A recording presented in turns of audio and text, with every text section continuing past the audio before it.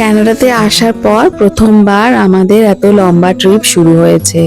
সকালবেলা উঠে আমি একটু চাউমিন বানিয়ে নিয়েছি গাড়িতে খাওয়ার জন্য, কারণ আমরা ব্রেকফাস্ট না করেই বেরোচ্ছি অনেক সকাল সকাল। আমরা যাব আজকে থাউজেন্ড আইল্যান্ড দেখতে। আর আমরা যেখানে যাচ্ছি একদিনে ফিরে আসা যায়, কিন্তু অনেক টায়ার্ডিং ব্যাপারটা হয়ে যায় বলে আমরা সবাই ব্যাগপত্র গুছিয়ে নিয়ে মোটামুটি 2-3 দিনের প্ল্যান করেছি অনেক কিছু দেখে আর এইবারটা ফিরবো। তার সঙ্গে কানাডার ক্যাপিটাল অটোয়া দেখে ফেরার কথা আছে। তো আমরা প্রথমে যেটা আমাদের টার্গেট সেটা হলো একটা ক্রুজ, যেটাতে করে আমাদের থাউজেন্ড আইল্যান্ড করে নিয়ে যাবে।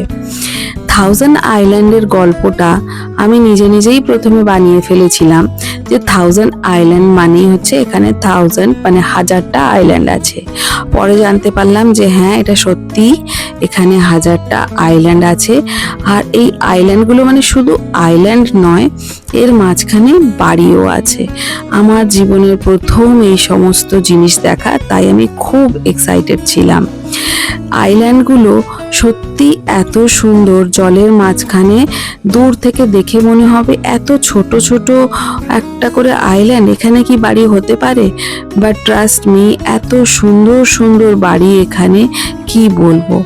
তার আগে চলো তোমাকে ক্রুজের একটু বর্ণনা দিই। ক্রুজটা খুব একটা বড় ছিল না, 3 তলা একটা ক্রুজ। আজ এখানে ওপরের থেকে ভিউটা সবচেয়ে ভালো দেখা যায়। আমরা যেহেতু তাড়াতাড়ি পৌঁছাইনি, সেই জন্য বিশেষ ওপরে জায়গা পাইনি, আমরা মাঝখানেটাই বসেছিলাম। আর সবার নিচে ছিল একটা ছোট্ট মতন ক্যাফে, যেখানে পপকর্ন আর কিছু বার্গার টাইপের জিনিসপত্র, স্যান্ডউইচ এইসব ছিল। তো আমার তো খিদে পেয়ে গিয়েছিল, তাই আমি একটা ছোট্ট মতন খাবার ওখান থেকে তুলে নিয়েছিলাম। নিয়ে মানে জাস্ট দেখানোর জন্য তোমাদেরকে এটার একটা ট্যুর করে নিলাম। আমাদের ছেড়ে দিয়েছে বোট মানে ক্রুজ। এই যে ব্রিজটা দেখতে পাচ্ছ, এই ব্রিজটা হলো আমেরিকা যাওয়ার ব্রিজ।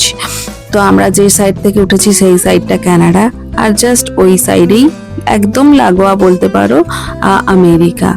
খুব মজা লাগে এই বিষয়টা, ওই জন্য আমি বারবার বলতে থাকি যে দেখো, এক সাইডে আমেরিকা, এক সাইডে কানাডা। আর এই যে আরেকটা ক্রুজ যাচ্ছে, সেটা হলো আমেরিকার ক্রুজ।